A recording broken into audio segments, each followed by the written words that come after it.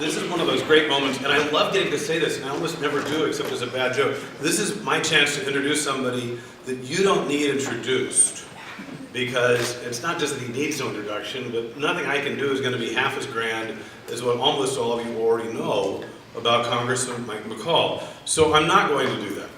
What I am going to do, instead of introducing you to him and him to you, is to thank him for a couple of remarkable and important initiatives that Congressman McCaul has brought to Texas and the United States. And I think a lot of it goes to an excellent education. And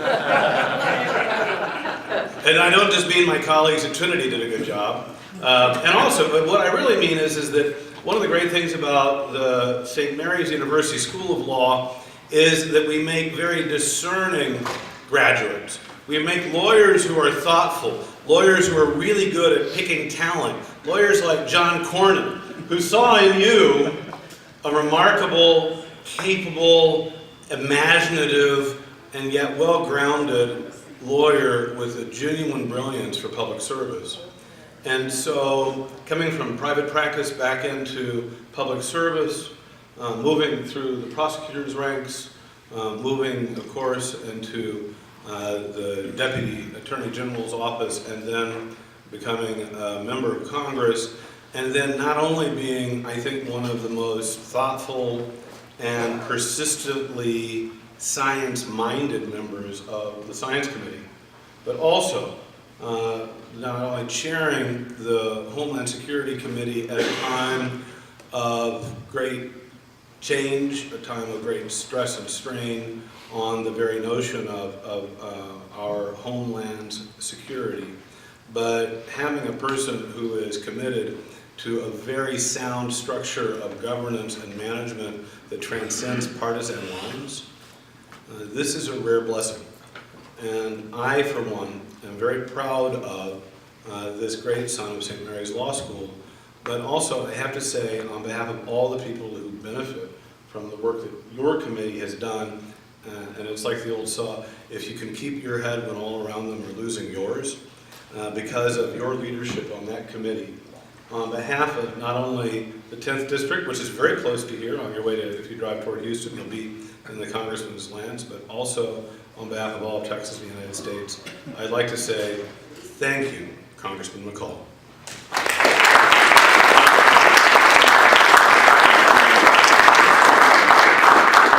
Thank you, Dean. What a great introduction. It's a bit of a homecoming for me.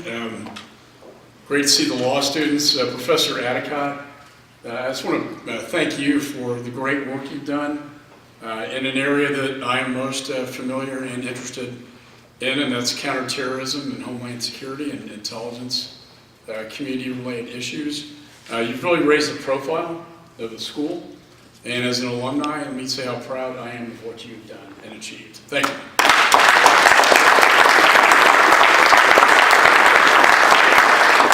And it wasn't mentioned that I have 5 teenagers at home, so when it comes to homeland security issues, I have some home experience. My wife and I call it domestic terrorism. So I'm actually kind of looking forward to going back up to Washington, D.C. and get out of the relative chaos, but going back into another world of chaos. And Dean, I think the greatest compliment that you gave me is keeping my head cool under pressure and staying in a field that should not be a partisan issue. It's national security, trying to make it as bipartisan as I possibly can. Because I think often when you go on delegations, as I led overseas just recently, or when I go to Mexico City to chair the U.S.-Mexico Interparliamentary Group, now we're Americans over there, and our partisanship should end at the water's edge.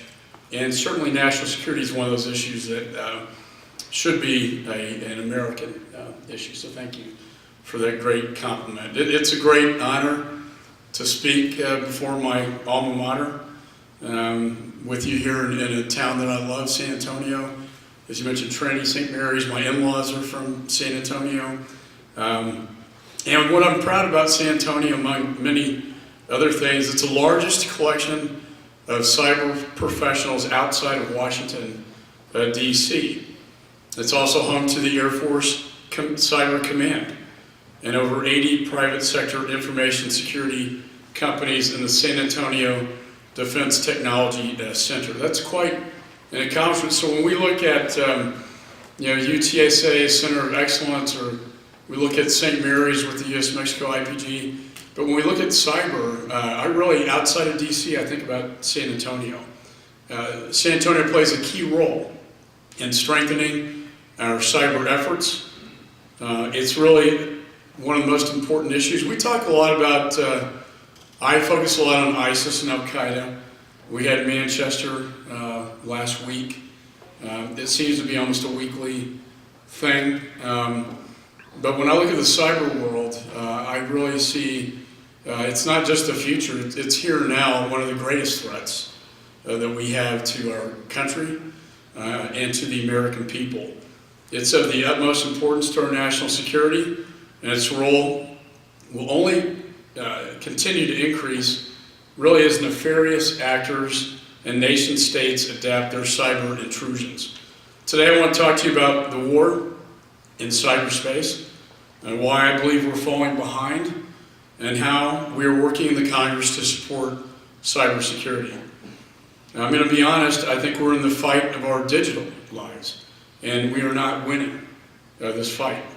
As the chairman of the Homeland Security Committee, I get briefed on these threats every week, and it's clear to me that our adversaries are turning digital breakthroughs into digital bombs. From nation-state hacking to brand name breaches, our cyber rivals are waging a silent war against us and overtaking our defenses. The combatants are everywhere, and the phones in your pockets are the battle space.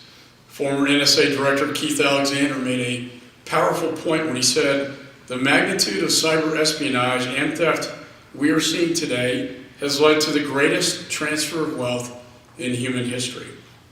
This crisis extends from kitchen tables to corporate boardrooms. You don't want to be playing catch-up in this game, but unfortunately we already are. We can't be complacent. We must rise to the challenge of combating growing cyber risks, and we must up our game on the defense. Nation states are using cyber tools to steal our nation's secrets and to copy our intellectual property. Faceless hackers snatch our financial data and are locking down access to our healthcare information.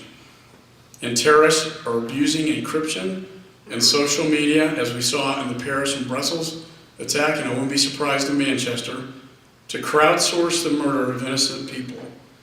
Web-based warfare is becoming incredibly personal. Our enemies are adapting. They send clever, socially engineered messages that look like they're from people that you may know or from companies you may trust. Yet it's more about just the security of our inboxes.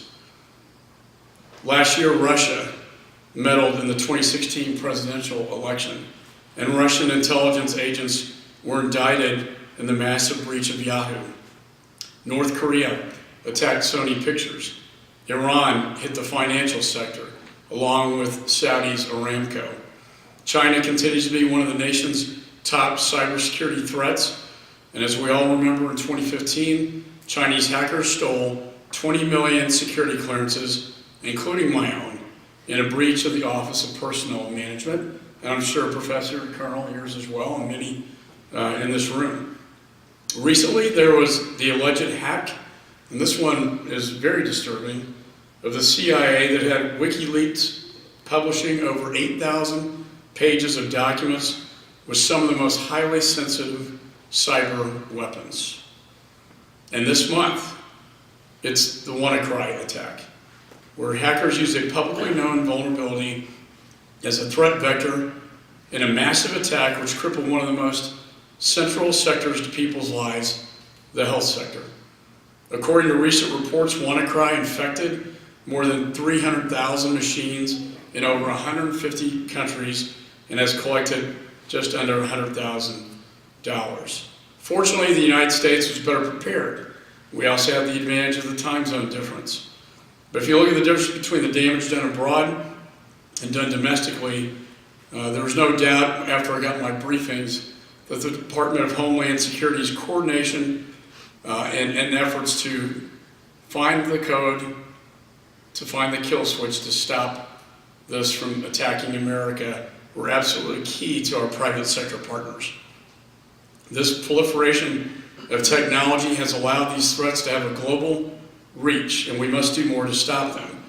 That is why I applaud the President's signing of the Cybersecurity Executive Order and was pleased to see the President's DHS role as the lead federal civilian agency in the protection of the .gov and civilian networks.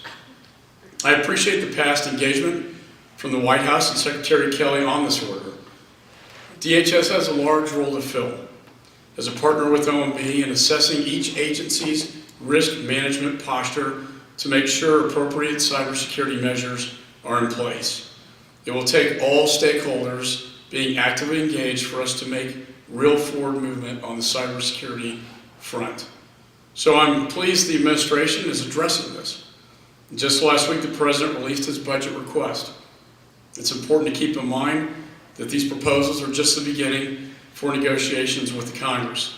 The request include a $127 million increase for cybersecurity operations at the National Protection and Programs Directorate, or the NPPD, and $55 million for procurement and research and development activities for nearly a $200 million increase focused on cybersecurity. Of note, the additional foreign funds for border security and interior enforcement show that the President understands the pressing challenges we face. And as the chairman of this committee, I will work with the administration to make sure our cybersecurity and counterterrorism programs, first responders, and those protecting us by land, sea, and aviation have the funds they need to defend our homeland. The security of the American people is my top priority, and I will make sure DHS is adequately funded to best protect America. We must also make sure we are working closely with our international allies to confront these threats.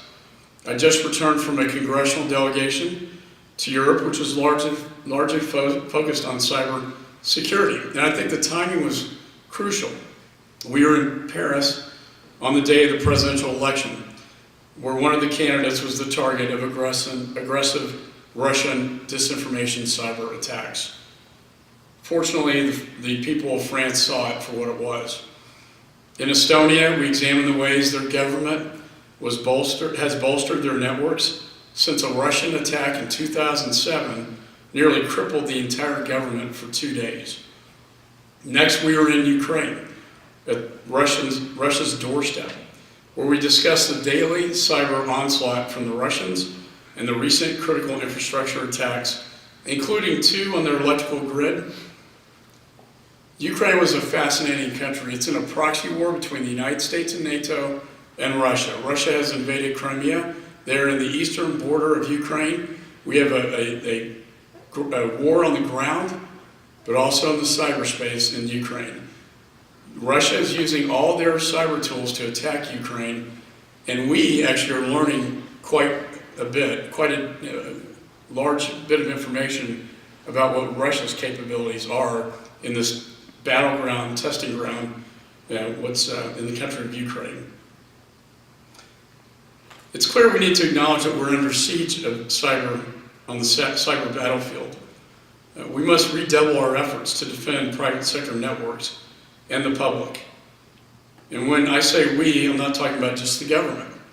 President Reagan used to say that the most terrifying words in the English language were, "I'm from the government, and I'm here to help."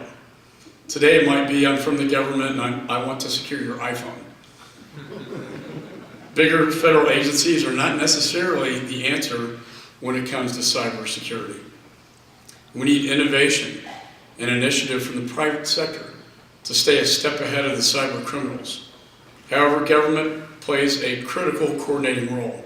In the wake of the Snowden leaks, it is more important than ever that we reassure the public that federal cybersecurity here at home is led by a civilian department, not by the military, not by intelligence agencies. Just as we do not allow soldiers to police our city streets, organizations like the military patrolling our networks. But let me be clear, the military has its role.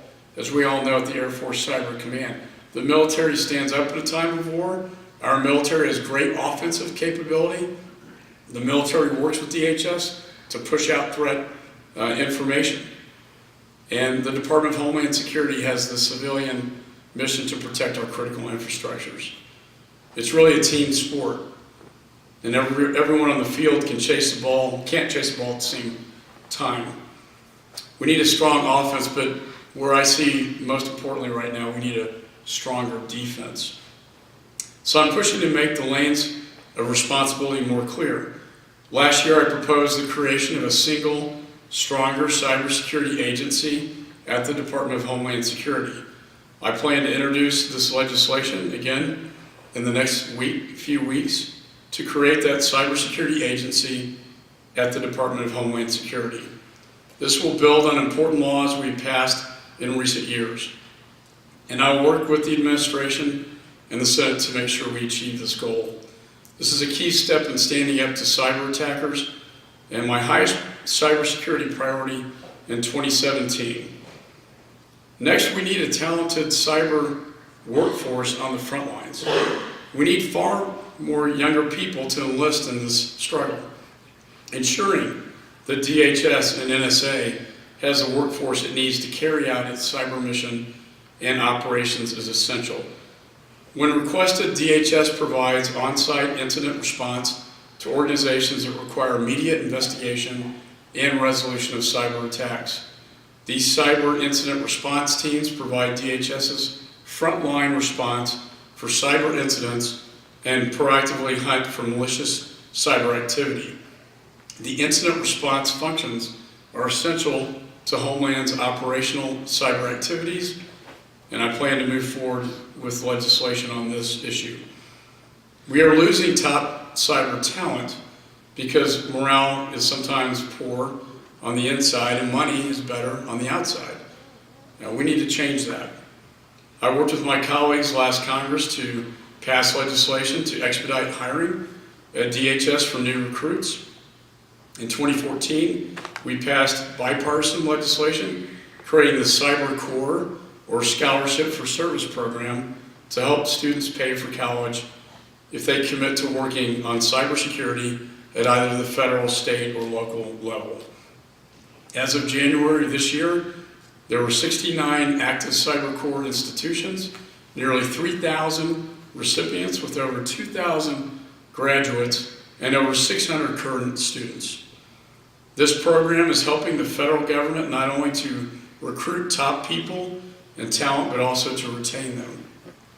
I recently introduced a bill that will expand that program to ensure students at community colleges are participating in the program. Our next priority should be fixing information sharing weaknesses. Your chances of winning on any battlefield are lower if you don't know where the enemy is coming from and what weapons they're using. In 2015, Congress passed and I introduced the Cybersecurity Act, a landmark bill to increase information sharing about cyber threats with liability protection. The law's liability protections and privacy safeguards make it easier for companies to swap threat data and to share it with federal agencies to stop attacks. I hope to see more companies involved in this voluntary program so that we can strengthen not only the federal government, but the private sector as well. To prevail against online adversaries, we must defend our governmental institutions, our critical infrastructure, our democracy, and we must respond to attacks decisively. As far as federal networks are concerned, DHS is responsible for securing the so-called .gov domain and for incident response. At the end of last year, the department announced that Einstein 3A, its advanced intrusion detection system, was providing coverage to a total of 93% of the executive branch's civilian workforce. However, we'll never be able to build virtual walls high enough to completely stop attackers from getting inside. In Congress, I'll be working on bills to break down bureaucratic barriers so that we can work more closely with companies to help us anticipate the next moves of the hackers. This will allow us to be more proactive and less reactive. We also know that our adversaries are targeting our critical infrastructures, 85% of which lies in the hands of the private sector. A major cyber attack on gas pipelines or the power grid could damage the economy and weaken our ability to defend the United States. Admiral Mike Rogers, the head of the NSA, warned Congress that the bad guys are leaving cyber fingerprints on critical infrastructure. They are sending a message. Watch what you say and do, America, because we can hit you from within. It is only a matter of time before such an attack happens, which is why critical infrastructure should be built with cybersecurity in mind. Unfortunately, too often companies are focused on putting chain link fences around their headquarters rather than putting digital fences around their networks. I plan to work with this administration to address these vulnerabilities. One important element is to our ability to win the war in cyberspace. It really depends on our ability to deliver consequences by striking back when appropriate. Those attacks that I mentioned at the outset of my speech, whether it be China stealing 20 million security clearances, whether it be the Target Home Depot attacks, whether it be Sony Pictures being hit by a digital bomb, or whether it be Russia interfering in our elections, there are no consequences. And I know with 5 teenagers, if you don't have consequences to bad behavior, guess what happens? Bad behavior will continue. The same is true on the international stage. We need international norms and standards. And this will require strong leadership from the top, a willingness to track down rogue hackers, and a determination to hold hostile countries accountable for this bad behavior. We cannot allow foreign adversaries to use cyber intrusions to meddle in our domestic affairs, especially our democracy. That's a red line we should not allow anyone to cross. And our strategy should go beyond just returning fire online. It should include the threat of sanctions and other real-world penalties.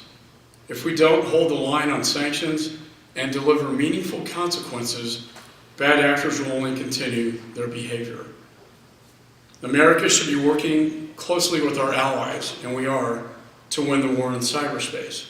But this is sort of a Wild West, a new frontier, where there are no rules of the game. Our nations have different laws and privacy expectations, but we've got to figure out how to respect those differences while working together quickly, because attackers won't give us the benefit of time. We must develop clear rules of the road, especially when it comes to cyber warfare.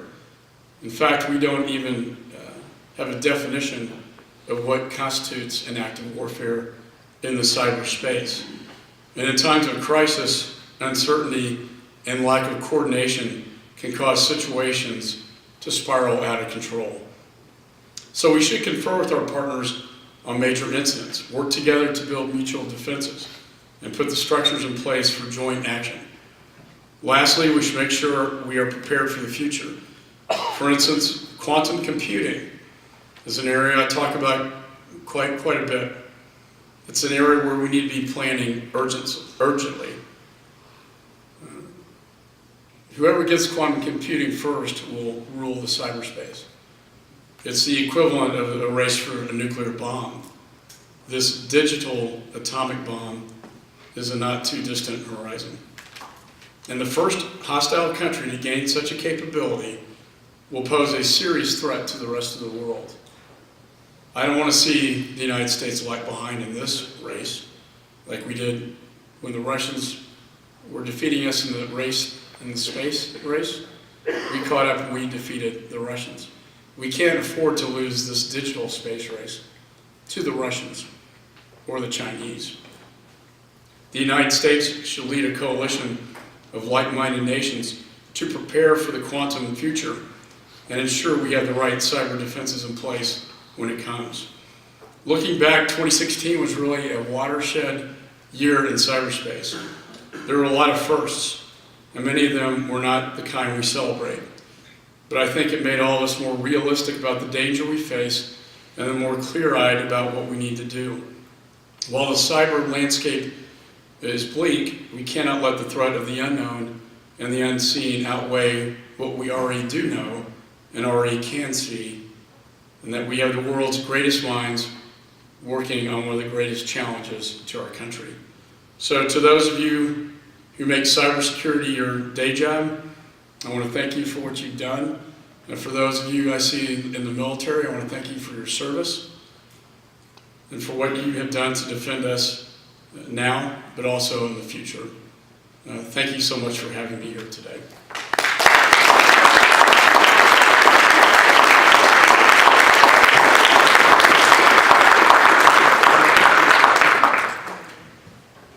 We've got some time for Q&A. The chairman has graciously agreed to take a few questions, so we'll start from there.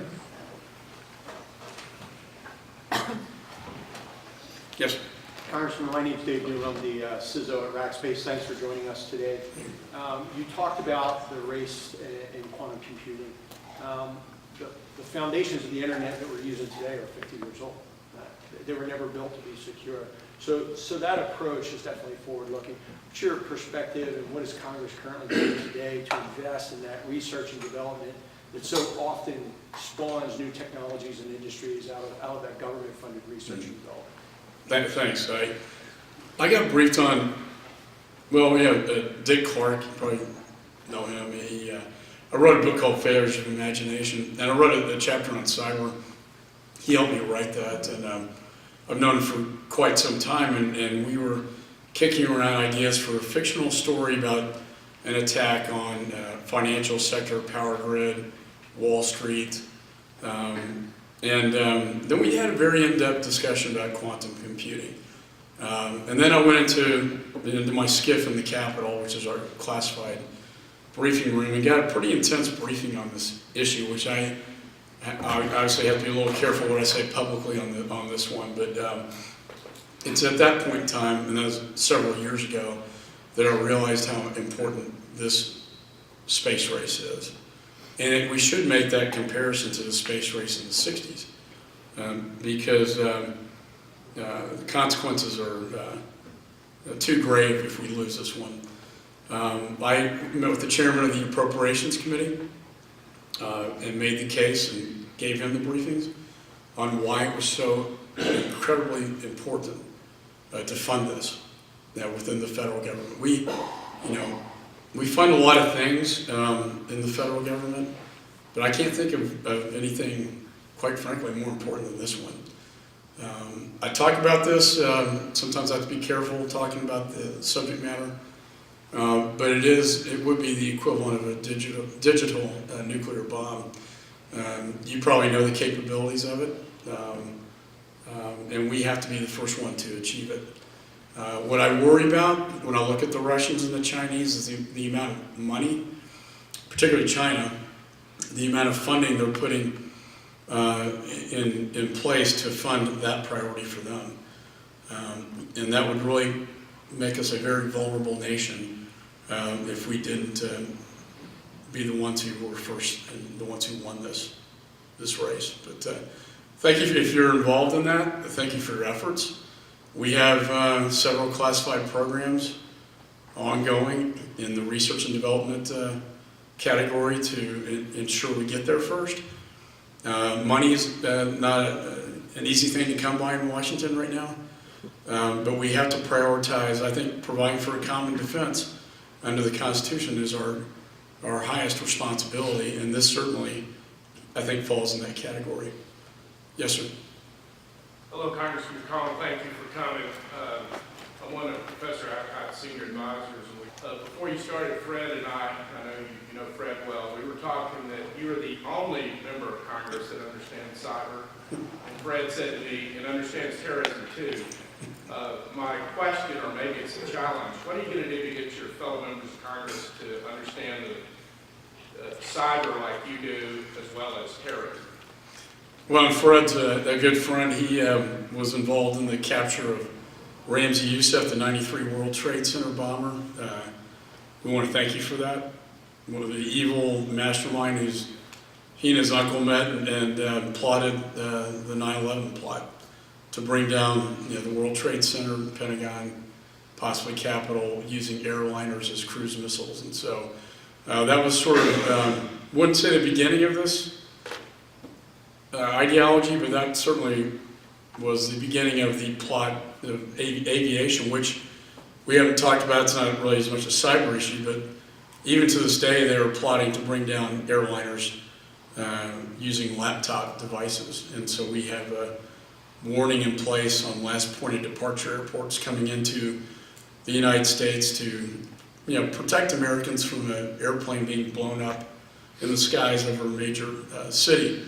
That's easier for people to grab a hold of because it's more kinetic warfare, and they get that.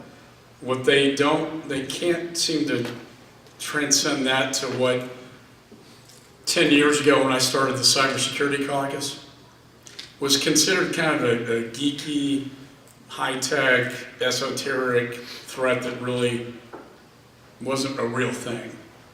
And that's why I formed the caucus a decade ago. I can say since that time, and the whole purpose behind forming the caucus was to educate members of Congress about cybersecurity. So we've kind of began a mission. Jim Langevin from Rhode Island and I started it. We have been educating staffers and members up there about this issue, for quite some time. And I think, unfortunately, it's like anything, the higher the threat becomes and the more destruction we see, the more attention it gets and the more people will understand that threat. They didn't have an appreciation really for Al-Qaeda even after 93 World Trade Center bombing. The American people didn't have an appreciation for the threat that Al-Qaeda posed until 9/11. I'm worried that we will have a cyber 9/11 style attack that could be devastating. When I talked about Admiral Mike Rogers saying they have fingerprints on our critical infrastructures, that means they possibly could have fingerprints in our SCADA systems, which means they have the power to turn that switch on or off, which means they can turn off our power and shut down our power grids. That's the kind of scenario that, unfortunately may take an event like that to finally capture the imagination, of the American people. But I think more and more people do understand this threat. Ironically, going back to Dick Clark, I had when I was working for John Cornyn as his Deputy Attorney General, I had a conference planned on terrorism and cybersecurity, and Dick Clark was going to give the keynote, and it was September the 12th, 2001 was the date, and we obviously had to cancel and reschedule that. But I say that just to illustrate how far back I've been focused on this issue. In the roles within the federal government, defining what the roles are, making sure the military is doing what it needs to do, Homeland with the civilian, FBI with the investigations, and it all interacts and it all comes together. The CISO representative, one thing it's almost an experiment we have in information sharing going on right now. And I realize that in my oversight efforts, I have to get the capability of DHS up to speed. NSA is kind of the gold standard. We have to get Homeland's capabilities to the level, particularly with automated information sharing in real time, because it's not worth anything if it's not in real time. That's a piece that I think is most challenging. And when I talk to the CISOs, they give me good feedback about where the challenges are, what we need to be doing to ramp up their capabilities to protect critical infrastructures. As you know, 85% of this stuff comes out of the private sector. So when I put the liability protections on private-to-private sharing, that was hugely important, and that was an uphill battle for me to get that passed through the Congress. A lot of people, for political reasons, did not want to support that. But I think that's made a huge difference if you look at, the financial sector to energy. They're all now sharing the threat information, the malicious codes with each other because their general counsel tells them, I can do that without fear of a lawsuit. They have that liability protection. I think that's actually starting to go very well. I think the challenge, though, is, again, the federal to private information sharing process, both federal to private and private to federal.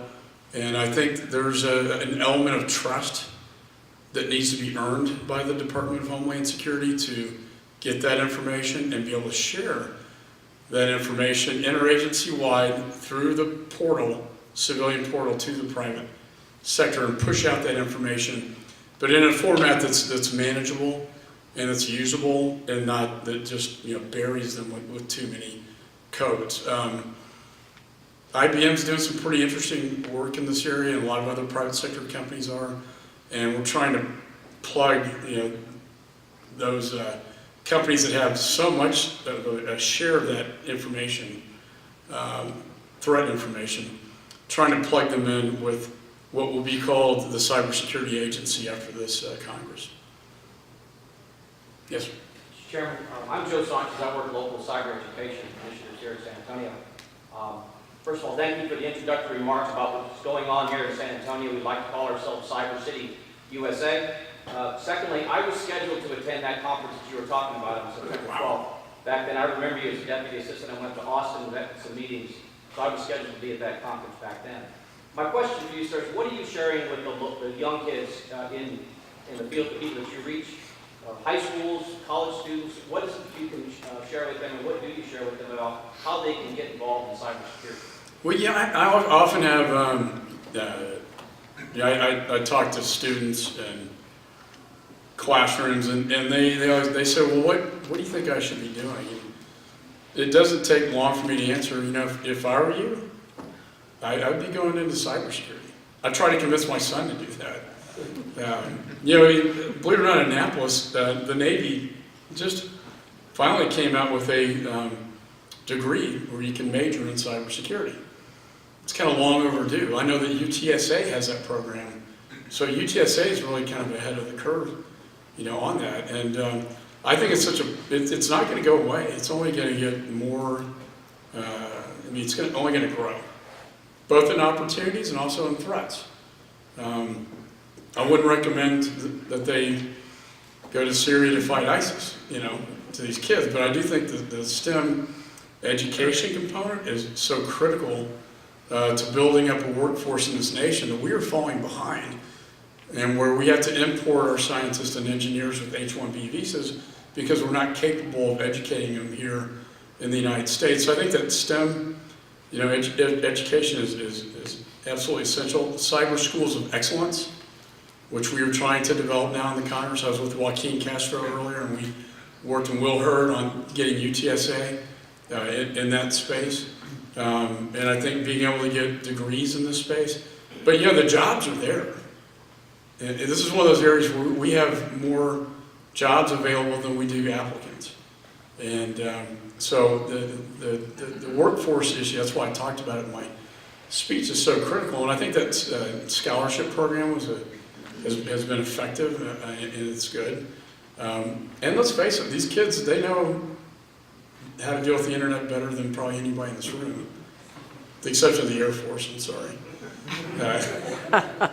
I know my children are pretty good at it, and but so are the terrorists and nation states and foreign adversaries are getting very, very good at this stuff. One thing I did sort of touch on was the iPhone and the encrypted apps, and the idea that I think one of the biggest challenges to the FBI right now is when I was a federal prosecutor, we used wiretaps and FISAs to see communications to then disrupt plots. Because if you can't see what they're saying, it's hard to stop it. Right now, we're in dark space. What happened in Paris and Brussels, and as I said earlier, I wouldn't be surprised if in Manchester we find the same thing. They use these encrypted apps on their phone where they can communicate without us having any ability to see what they're saying. We cannot pick it up, even with all the great technology we have. May go back to quantum computing, but we can't see it now. And again, that puts us at risk, not only in terms of prevention, but also in terms of evidence, which would make for a Larvey article, evidence What do you do with an iPhone that has evidence regarding a terrorist and you can't open it up? Well, we had a case like that, and it took the FBI hiring an Israeli contractor to break into that phone. Now, is it fair to ask a private company to create a vulnerability in its own device? And law enforcement, I'm very close to them too, they'll tell me it's evidence, I've got a search warrant, open the phone. The Apple General Counsel will tell you, we spent years developing this secure device so that nobody, including us, can get into it, so that people want their data secure on that phone.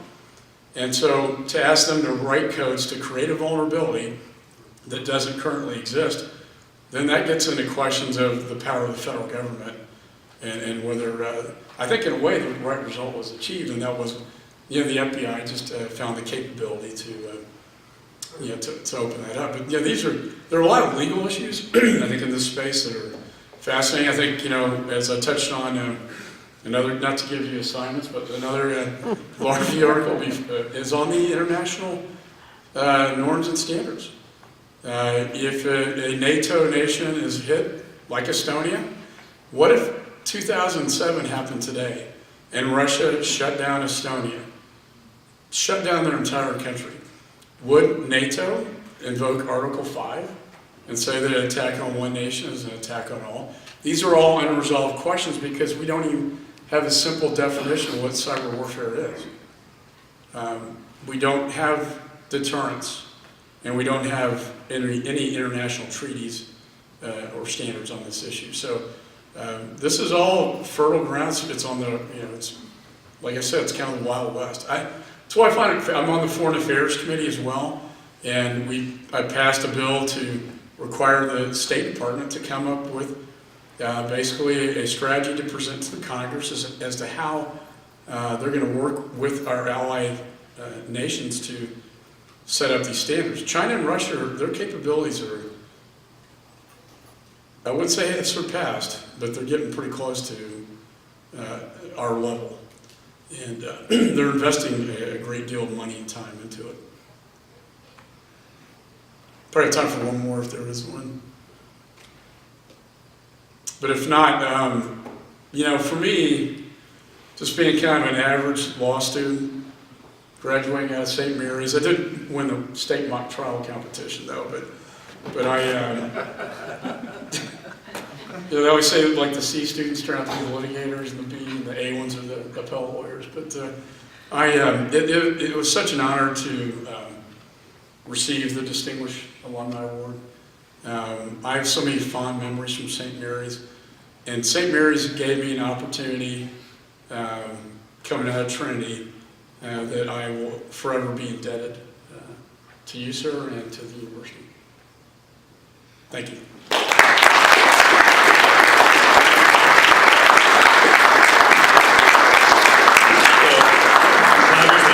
Before you escape, Colonel Adicott is never one to miss a great opportunity to not only thank you for your leadership and for your tremendous friendship and support of the Center, but an ongoing leadership role that has brought many new friends to the Center, thanks to not only the work of the Congressman and his staff, but to many of his friends. And so, Colonel, if you'd like to have... Yes, we have our Center for Terrorism Law coin, and I know being in the military, I have many military people in here, veterans, everybody's got a coin, but we have a nice Center for Terrorism Law coin. You can't see it from there, but it looks good from even 2 feet away.